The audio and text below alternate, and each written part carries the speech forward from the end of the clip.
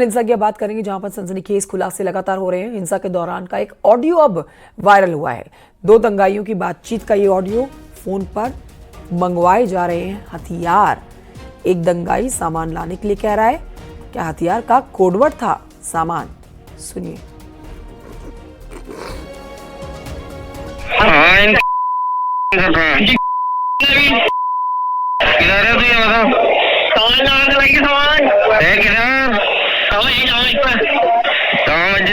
थोड़ी नहीं वाली तरफ को रुकना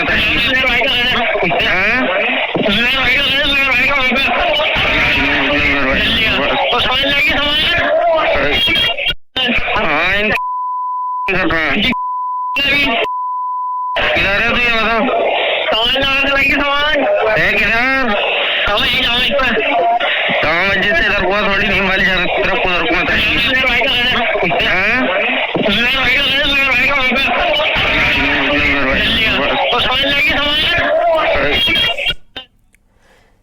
अमित गंजू और जानकारी देंगे, फोन लाइन पर मौजूद है। अमित गंजू, अब वीडियो के साथ साथ ऑडियो भी वायरल हो रहा है। किसी सामान की जिक्र कर रहे हैं। सामान क्या हथियारों से जोड़कर इस शब्द का इस्तेमाल किया जा रहा है? इस ऑडियो के बारे में विस्तार से बताएं।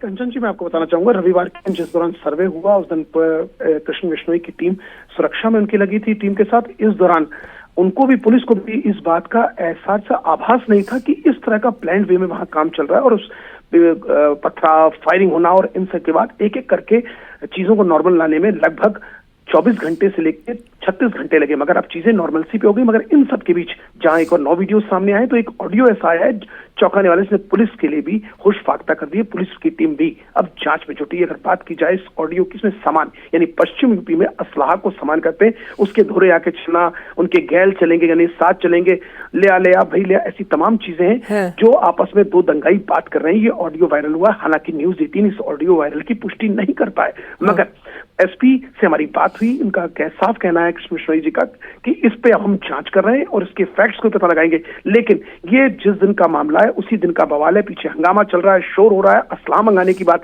यानी देसी सामान कट्टा मंगाने की, यानी डिस्ट्रक्टिव सोच के ये दोनों बलवाई है। ये बलवाई कौन है? ये क्यों सामान मंगवाने चाहते थे? क्या वेस्टर्न यूपी का मेरठ, मुजफ्फरनगर, सहारनपुर, बागपत, शामली, अमरोहा या इन जनपदों में इनका कोई नेटवर्क था? या संभल, मुरादाबाद, अलीगढ़ के आसपास के इनके कुछ लोग थे जिनको ये बुलाना चाह रहे थे, जिनसे ये सामान यानी असलाह यानी अवैध कट्टे मंगवाना चाह रहे थे। शहर में अशांति फैलाने का एक जखीरा मंगवाने की इनमें बात हो रही है। अब ये जांच का विषय है। पुलिस अब इसकी जांच करेगी, तब जाके पता चलेगा इसके फैक्ट्स क्या हैं। जी कंचन, कई वीडियोस आए हैं एक के बाद एक अमित गंजू इस घटनाक्रम से जुड़े हुए, इस हिंसा से जुड़े हुए। हम ये मान के चलें कि ये ऑडियो वायरल हो रहा है, जो जिस दिन हिंसा हुई है 24 नवंबर, उस दिन का बताया जा रहा है। तो क्या ऐसे में मान के चलें कि कई और ऑडियो है जिनको पुलिस अपने पास रख चुकी है और बड़े सबूत के तौर पर उन्हें पेश किया जाएगा, जिनमें ये बताया जाएगा कि ये जो दंगे यहाँ पर हुए हैं, ये जो हिंसा यहाँ भड़की है, इसमें बाहरी लोगों का तो हाथ है ही और पुलिस के ऊपर हमला किया गया है, पत्थरबाजी की गई है। जी, मैं आपको बताना चाहूंगा और आपके माध्यम से अपने करोड़ों दर्शकों को बताना चाहूंगा, ये ऑडियो उस वक्त का है जो फायरिंग हुई है और जो बलवाई है, इनकी मौत हुई है। उसके बाद उनसे रिवेंज लेने के लिए बात, यानी जहन में इनके बदला, अपराध, अपराधियों का संरक्षण, कहीं ना कहीं बात साफ आ रही है। इसलिए ऐसे माहौल में आदमी अपने आप को सुरक्षित करता है, ना कि असलाह, सामान और इन सब की बातें करता है। कोड वर्ड में बातें की जा रही थी क्योंकि बदला लेना है इंशाअल्लाह और ऐसी तमाम बातें, क्योंकि ऑडियो म्यूट कर करके भेजे गए, उसमें तमाम फिल्दी लैंग्वेजेस यूज करनी जो हम अपने दर्शकों को नहीं सुना सकते। मगर ये अपराधी कहीं ना कहीं अपराध को और मजबूत करने के लिए और बलवा कराने के लिए असलाह मांग रहे थे। इस बात की बने रहिए। एक बार फिर से ये ऑडियो सुनाते हैं अपने दर्शकों को, किस तरह की बातचीत हो रही है, किस तरह से कोड वर्ड का इस्तेमाल हो रहा है सामान कह के। सुनिए ऑडियो। थोड़ी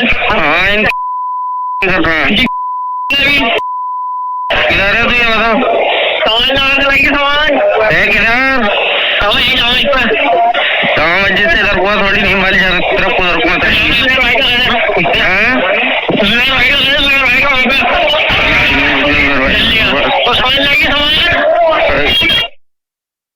आप सुन रहे हैं, ये भी सोशल मीडिया पर वायरल हो रखा है ऑडियो। और देखिए, इससे समझ आता है कि किस तरह से सामान यानी कि हथियार मंगाए जाने की यहाँ पर कोशिश की जा रही है। बहरहाल इस पूरे मामले पर, संभल हिंसा पर एक और बड़ा अपडेट आपको दे देते हैं। एसपी कृष्ण बिश्नोई को पैर में गोली लगी थी, पैर में उनके गोली का छर्रा लगा था, घायल हुए थे वो। एसपी पर गोली चलाने वाले 2 लोगों की पहचान हो गई है जिन्होंने गोली चलाई। और उस गोली का छर्रा एसपी साहब के पैर पर लग गया। अमित गंजू हमारे साथ लगातार बने हुए हैं, जिन्होंने आपसे थोड़ी देर पहले ये ऑडियो जो सामने आया इस पर जानकारी दी है। अब इस पर और पूछ लेते हैं अमित गंजू से। अमित गंजू, ये एक बड़ा अपडेट अपने दर्शकों को दे रहे हैं, एसपी कृष्ण बिश्नोई के पैर में जो गोली लगी थी, गोली का जो छर्रा लगा था, उस गोली को चलाने वाले 2 लोगों की पहचान हो गई है। जी मैं आपको बताना चाहूंगा, जिस दिन ये हिंसा हुई है उस दिन ये टीम के साथ कृष्ण बिश्नोई वहां मौजूद थे। और कृष्ण बिश्नोई सर्वे टीम के साथ थे। अचानक पीछे 200-250 या 300 से ज्यादा लोग नारा कराते हुए हाथ में ईंटें लेके मारने दौड़े टीम को। उस टीम को बचाने के लिए कृष्ण बिश्नोई ने घेराबंदी की और अपने चंद अपनी टीम 13 को लेके वो बैक की तरफ भागे मस्जिद तरफ, ताकि अननेसेसरली भीड़ ना आगे बढ़े और टीम सेफली वहां से निकल जाए। मगर इन सब के बीच पहले सड़क से फिर छतों से पत्थर चलने लगे और फायरिंग होने लगी, जिसमें उनके पीआरओ जो है उसके पैर में गोली लगी और जो गोली आर पार उसके पीआरओ के पैर से निकल गई बाहर। अगर बात की जाए पीआरओ जो संभल के हैं उनके भी गोली लगी, कांस्टेबल के सर पे लगी है। और अगर बात की जाए संजीव कुमार जो पीआरओ हैं उसके पांव में गोली लगी, उसके अभी भी उसका इलाज चल रहा है। एक इनके गनर हैं, उनके भी हाथ में फ्रैक्चर्स हुए हैं। इवन एक कांस्टेबल है जिसके चोट लगी है, जिस कांस्टेबल का नाम विवेक कुमार बताया जा रहा है। और इन सब के ऊपर जो मेन गनर था सुमित कुमार, ये भी मामूल से हाथ की हड्डी टूटी है। यानी 13 में। बहुत शुक्रिया आपका अमित गंजू, ये अपडेट्स हमारे दर्शकों तक पहुंचाने के लिए।